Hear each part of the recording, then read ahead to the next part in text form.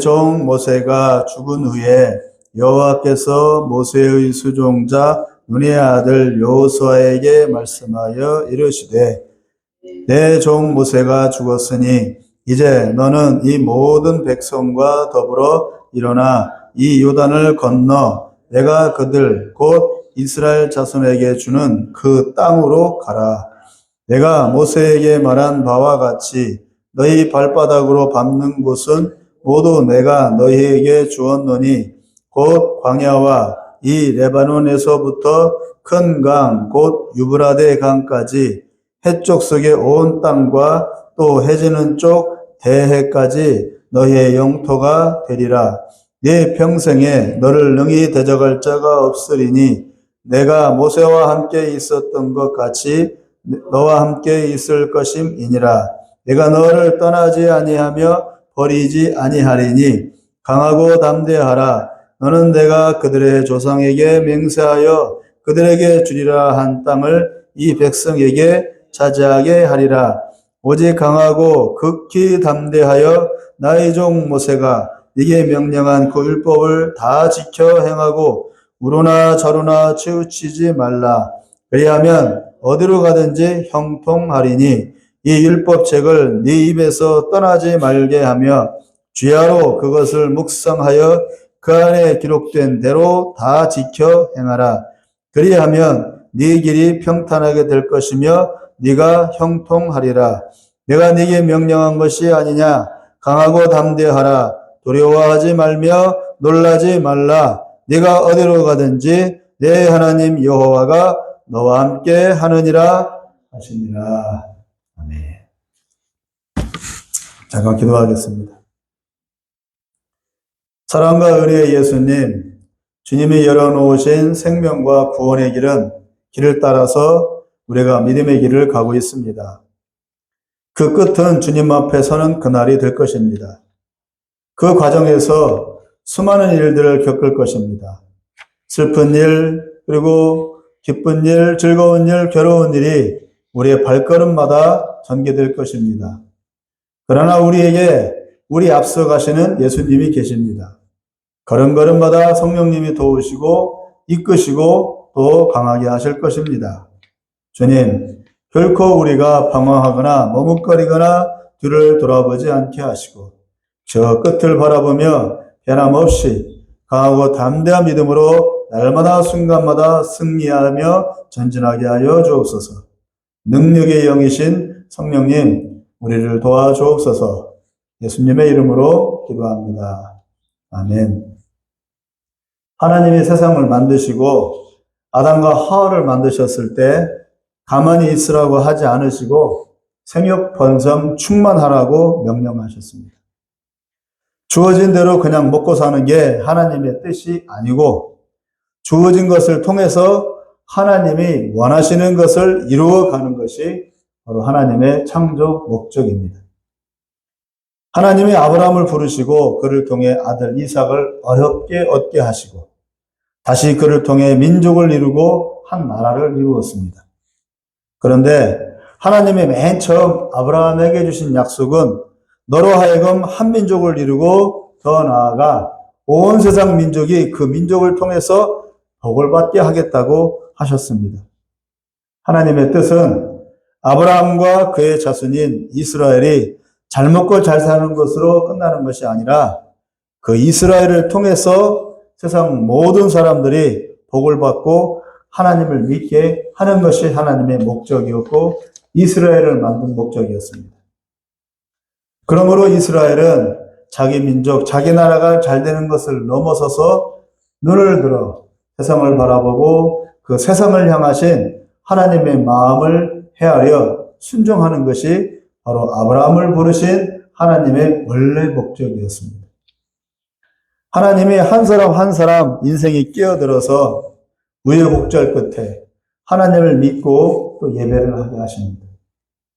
예전에는 교회에 나와서 예배 드린다는 게 꿈에도 상상 못할 일이었는데 환경이 바뀌고 마음도 바뀌면서 하나님을 찾게 되고 또 간절한 마음으로 기도도 하고 예배도 드리게 되는 것은 바로 하나님이 그 영혼을 불쌍히 여기사 구원시키기 위해서이고 그를 통해 영광 받기 위함이기도 하지만 그러나 여기에 끝나면 안 되고 더 한 발자국 나아가 예배드리는 그리고 예수님께로 이끌림 받은 그 사람을 통해서 그 주변의 다른 사람들도 함께 하나님을 믿고 하나님께 예배드리게 하기 위해서라는 사실입니다.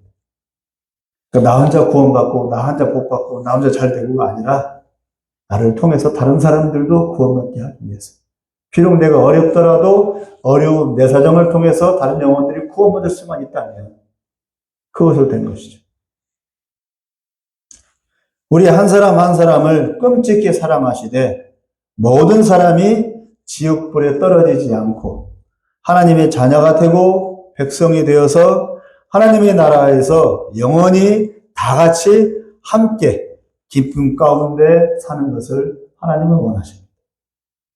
너만 나와 함께 살자가 아니라 모두 다 같이. 이게 하나님의 마음이에요. 그래서 한 사람 한 민족을 부르시고 세우시는 겁니다. 오늘 본문 내용은 애굽 땅을 탈출하여 광야 생활 40년 동안 이스라엘 백성을 이끈 모세를 이제 이어받아 본문에 나오죠? 이제 모세가 죽었다고 나오잖아요. 2절에 내 종 모세가 죽었으니 라고 되어 있죠. 모세는 죽었어요.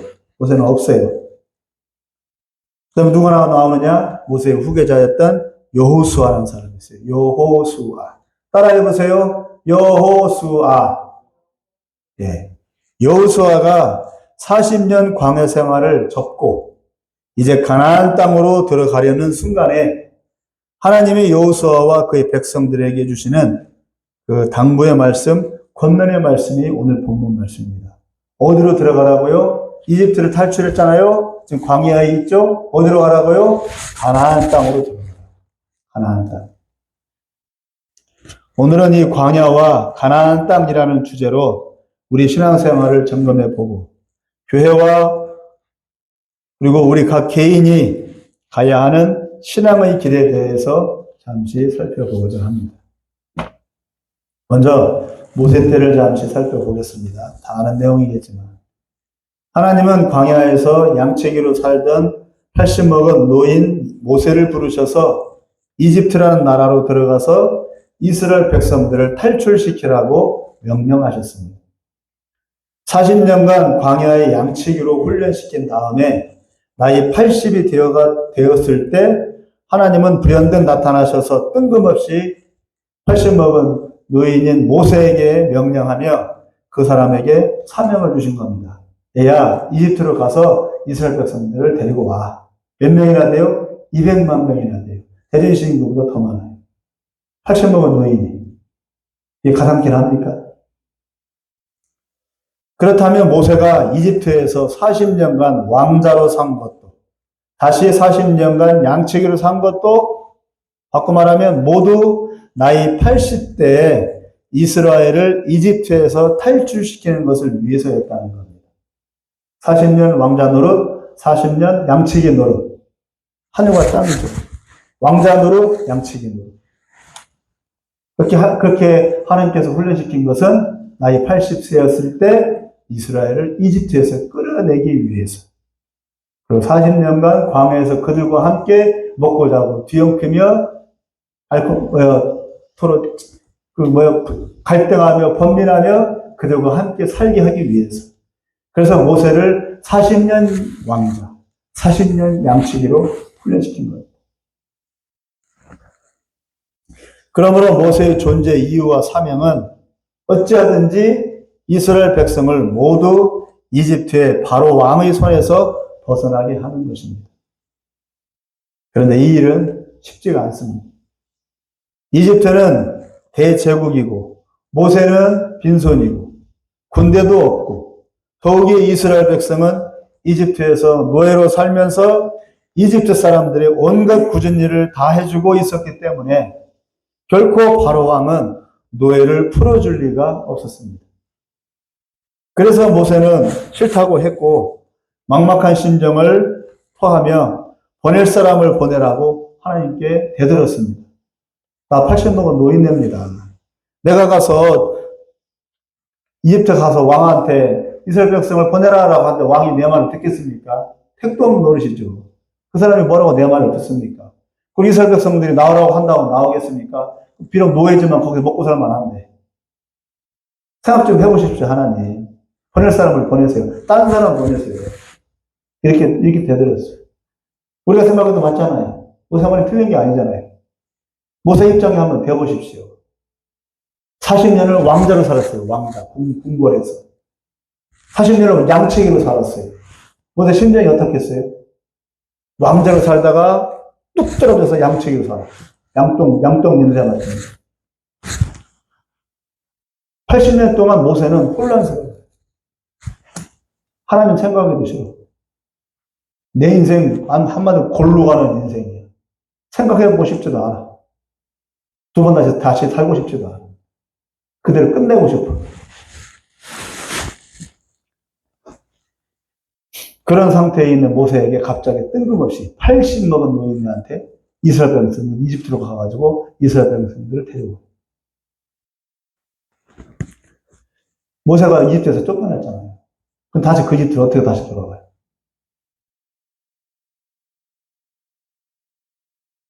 그러나 하나님은 기적을 보이시고 아론과 미리암을 붙여주시면서 네가 가면 내가 함께 하겠다고 굳게 약속을 하셨습니다.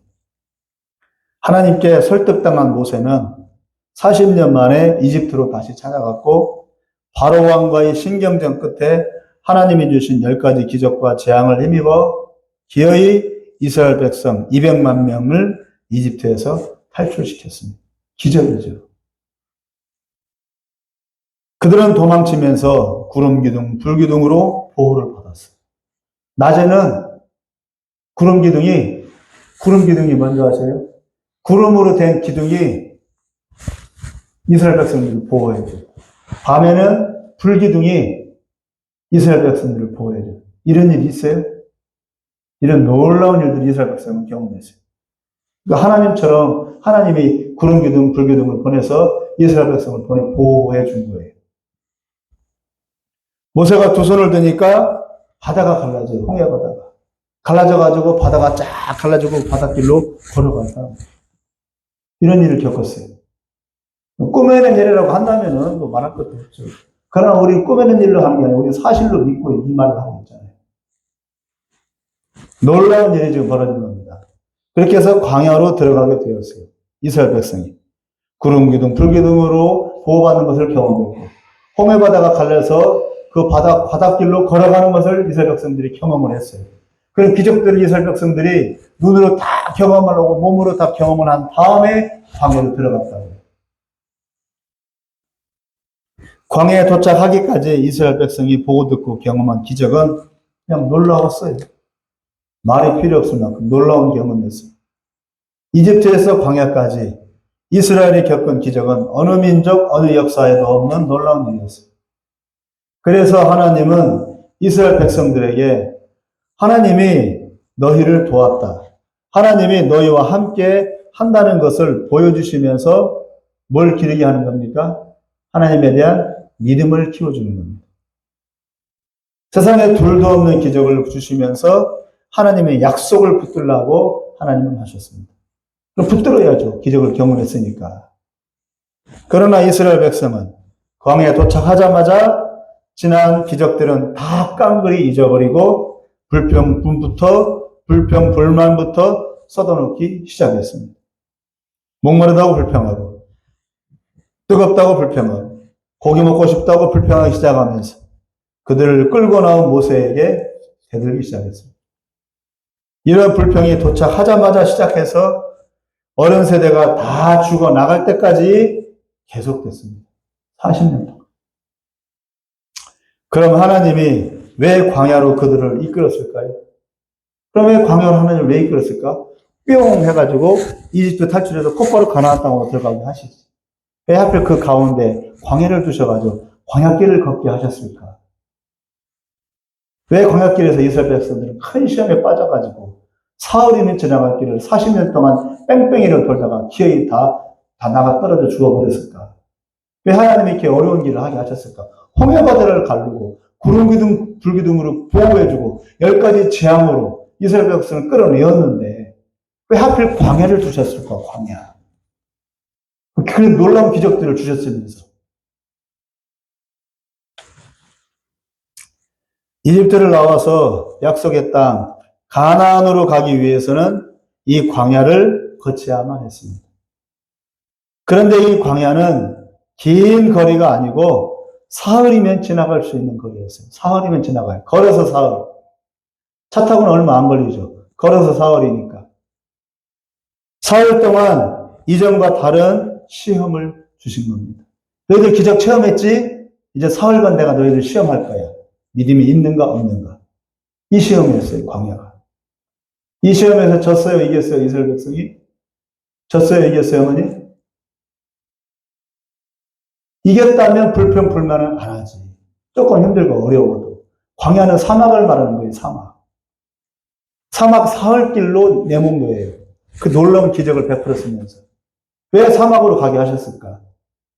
너희들이 이제까지 하나님이 보호하시고 함께 하신 놀라운 기적을 경험했지? 이제 사막으로 너희들 내몰 거야. 사흘 동안 너희를 시험할 거야. 너희들 이걸 이겨야 돼. 그래야 통과돼서 가나안 땅으로 들어가. 근데 이스라엘 백성이 이겼어요? 졌어요? 졌어요. 계속 불평불만, 불평불만. 목이 마르다 불만, 고기 먹고 싶다 불만, 다시 돌아가고 싶다 불만. 왜 우리를 여기로 끌어냈느냐 불만. 왜 이집트 탈출시켰느냐 불만. 이 불평불만이 40년 동안 끝이 났어요. 하나님은 뭘 기다린 거예요? 이 불평불만이 끝날 때까지. 하나님 결코 포기하지 않아요. 우리도 마찬가지예요. 불평불만이 끝날 때까지. 하나님은 이 시험을 결코 멈추지 않아요. 그러니까 빨리 시험을 통과하는 게 상책이죠.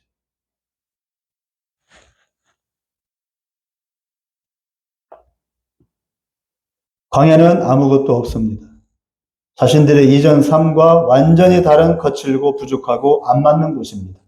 그러니까 불편하죠. 힘들고. 거기에서는 불평보다는 자기 스스로 참고 견디며 자기가 맞춰가야 합니다. 제가 처음 군대 갔을 때 이전과는 너무 다른 환경 때문에 육체적으로 정신적으로 충격이었습니다. 바늘끝만한 쉴 틈도 없이 뺑뺑이를 돌리는데 기가 찼습니다. 특히나 제가 간 부대는 군기가 엄청 센 부대라 널널하게 F형도로 훈련을 안 시켜요. 무조건 뺑뺑이. 군기 잡는 게 목적이니까. 몇 주간의 훈련이 지나서야 겨우 적응이 되고 군인이 되어갔습니다. 6주간의 훈련소 기간이 일반인을 군인으로 만드는 그런 과정이니까 힘들겠죠, 당연히. 힘들고 어렵고 혼란스러운 아주 긴 시간, 6주간의 시간이었습니다. 그런데 이 기간을 거치지 않으면 군인이 될 수도 없고 군인 노릇을 못하고 군대 생활에 적응을 하지 못합니다. 처음 예수님을 만나고 신앙생활을 하게 되면 전혀 다른 생활을 하게 됩니다.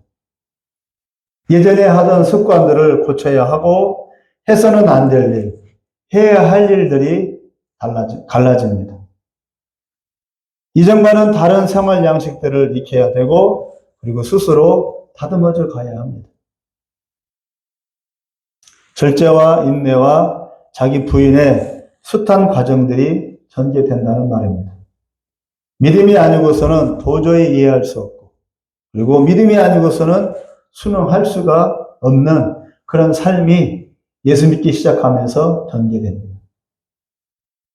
이전에는 돈과 물질과 자기 노력을 의지해서 취미생활을 잘 즐기면서 살았다면 이제는 모든 욕심과 아집을 버리고 하나님만을 의지하며 살아야 합니다. 이런 삶을 세상 사람들은 이해 못하고 오직 믿음으로라야 본인도 극복해 나아갈 수가 있습니다. 이렇게 살면서 차츰차츰 믿음이 자라가는 것입니다. 그래서 믿음의 성숙과 믿음의 완성을 이루어 갑니다. 왜냐하면 하나님은 믿음으로 행하지 않는 모든 것을 죄라고 하시기 때문입니다. 그러므로 믿음으로 사는 이 세상에서의 삶은 곧 시험 기간, 연습 기간, 자기를 부인하여 자기를 새롭게 만들어 가는 과정입니다. 이집트를 탈출해서 홍해바다를 건넌 광야로 들어온 이스라엘은 단 사흘간 훈련받고 연단받고 참고 견디면 되었습니다. 사흘이면 되었어요. 그러나 그들은 그 모든 환경과 처지를 믿음으로 이겨내지 못하고 사흘 길을 40년간 갈팡질팡하고 말았습니다. 마찬가지로 믿음이 들어온 이후, 하나님을 믿게 된 이후 닥치는 여러 가지 시험들을 믿음으로 이겨내고 결단하고 벗어나야 그 다음 단계로 나아갈 수가 있습니다. 그러지 못하고 자기 연민에 빠지고 지난 날을 후회하며 원망과 탄식을 앞세운다면 시험은 길어지고 어려워지고 더 고통스럽게 됩니다. 그러므로 속히 벗어나야 합니다. 속히 믿음으로 이겨내야 합니다. 오직 믿음으로 자기 생각과 자기 고집을 내려놓아야 합니다. 오늘 본문에서 여호수아가 등장합니다. 여호수아는 모세의 후계자입니다.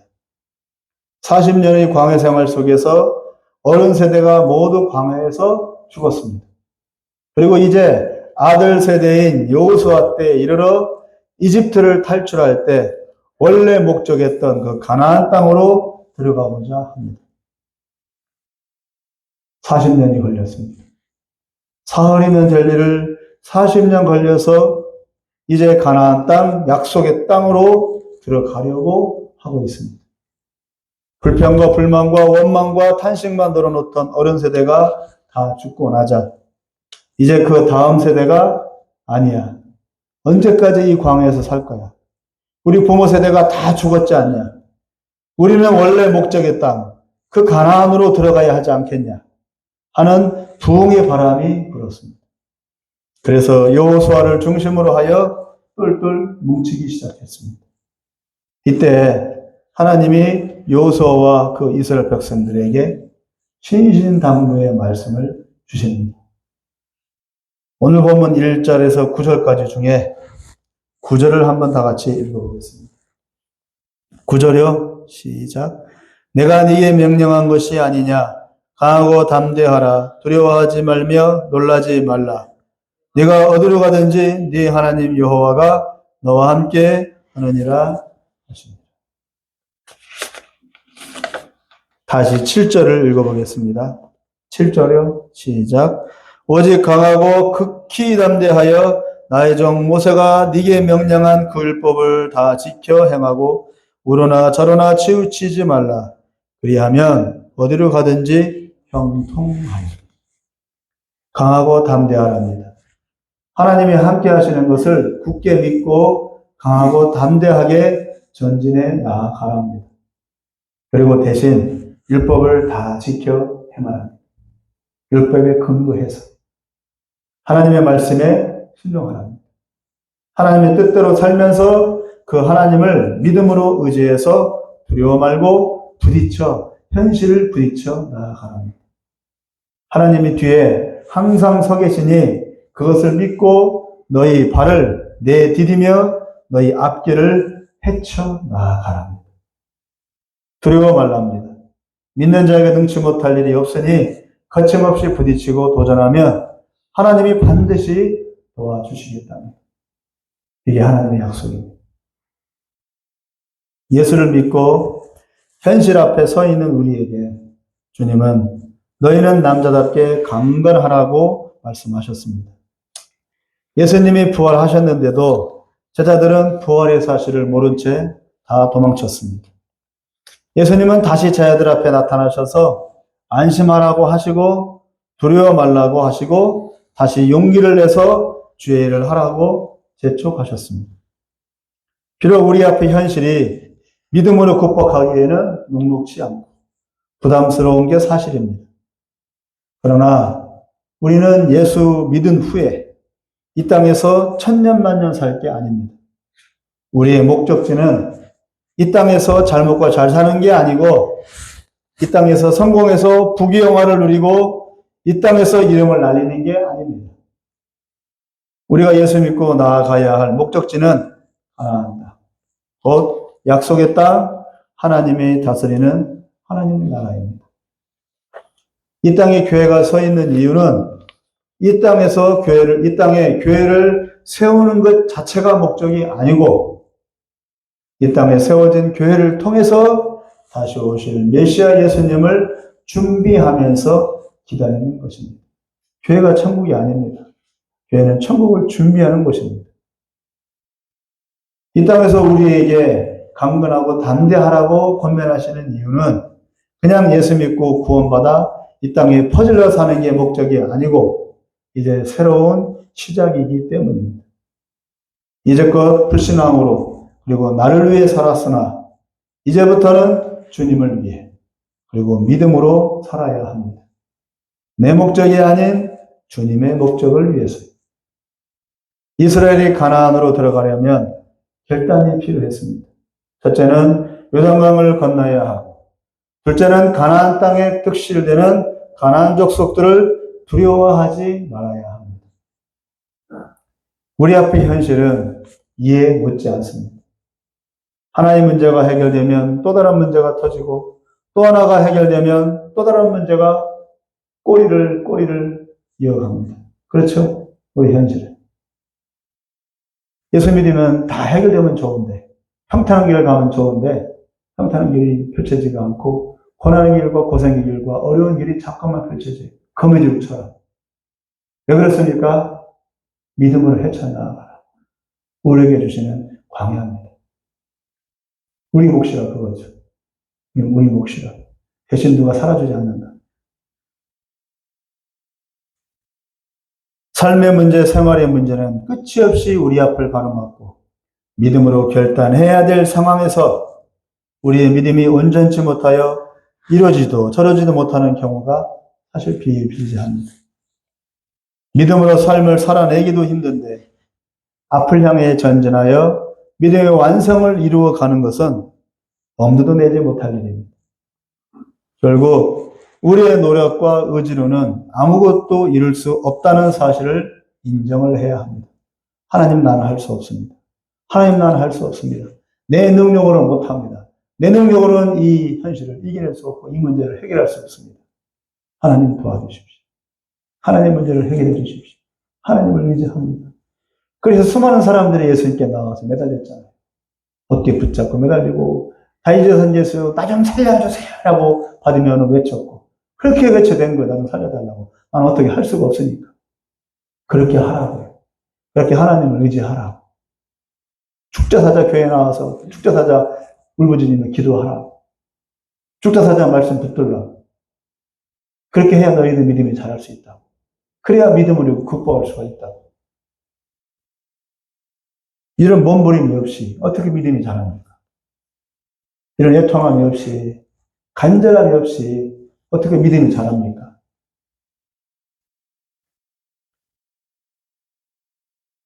이제 여호수아는 하나님의 이 말씀을 힘입고 백성들의 마음을 하나로 모아서 요단강을 건너 가나안 땅으로 입성하여 수많은 족속들을 이제 물리쳐 내야 합니다.